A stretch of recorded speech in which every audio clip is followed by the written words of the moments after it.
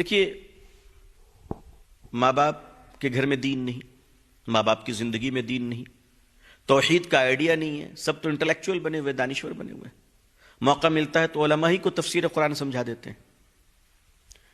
اماموں پر نظر ہوتی ہے، علماء پہ نظر ہوتی ہے. اتنی سی نظر اگر اپنی بیٹیوں پہ رکھ لیتے تو یہ دن دیکھنا نہیں پڑتا. گھر میں ٹیلی ویژن ہے، دین کا تصور نہیں ہے. اسکارف اور برقع فیشن کے نام پر، بیوٹی کے نام پہ پہن لیا گیا. انہیں پتہ ہی نہیں کہ برقعے کو بھی برقعے کی ضرورت پڑ گئی ہے. اب اس کے بعد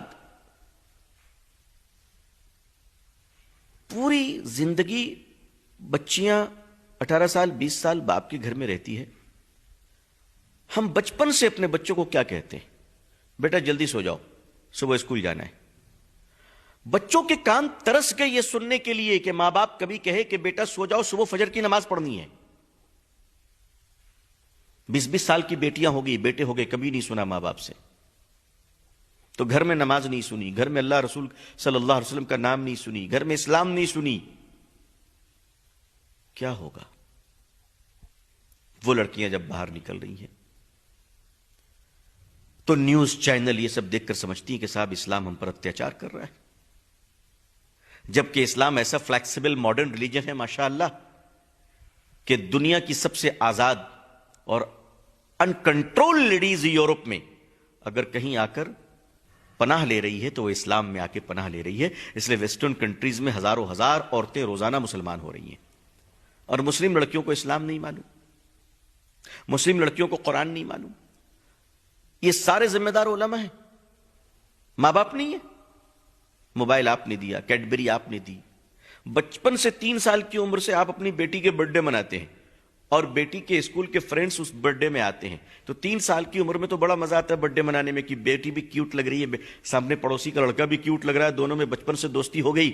اب وہ لڑکا کوئی بھی رہے، کسی بھی کاسٹ کا، کسی بھی ریلیجن کا رہے، اب دونوں آہستہ آہستہ گروتھ کر رہے ہیں. 20 سال کے بعد لڑکی 23 ایئرس کی ہو گئی، لڑکا بھی 23 ایئرس کا ہو گیا. تو دوستی اور پیار بھی 23 سال پرانا ہے، 20 سال پرانا ہے. ہر سال برتھ ڈے کے نام پر آپ پوری پوری رات جگتے ہیں. ماں کمر ہلا رہی، باپ کمر ہلا رہا ہے. ایسے گھروں کی بیٹیاں اس طرح کی کچھ حرکتیں کر جا رہی ہیں جس سے پورا سماج اور دیش کے ہر شریف آدمی کا سر جھک جا رہا ہے.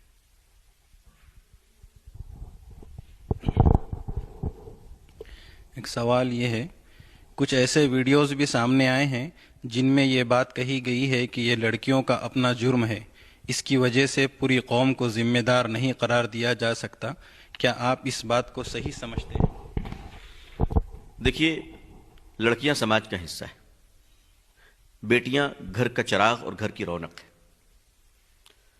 چھوٹے اگر کوئی غلطی کر جائیں اور بڑوں نے اس پر آگاہ نہ کیا ہو، تربیت نہ کی ہو، تو بڑے اپنے جرم سے فرار اختیار نہیں کر سکتے. لہٰذا میں سمجھتا ہوں کہ اگر ایک پیڑ کٹتا ہے تو پورے محلے کا نقصان ہوتا ہے.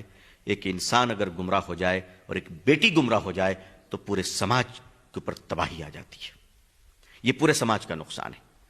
اور میں تو اس میں اپنے آپ کو بھی ذمہ دار سمجھتا ہوں، کیونکہ سماج کی بیٹی ہے، ہماری بیٹی ہے، دیش کی بیٹی ہے. ہم یہ کیسے کہہ سکتے کہ ہم ذمہ دار نہیں؟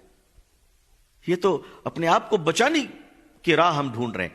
نہیں، ہم کو اپنے آپ کو نہیں بچانا ہے، ہمیں تو سماج کو بچانا ہے، مانوتا کو بچانا ہے، انسانیت کو بچانا ہے. اس معاملے میں علماء اور امام ذمہ دار نہیں، مگر ذمہ داری وہ لے رہے، سمجھ رہے، کیونکہ ان کو جگانا ہے. بہرحال محراب سے آواز بلند کرنی ہے، لوگوں میں بیداری پیدا کرنی ہے. ذمہ دار تو ہم سب ہیں.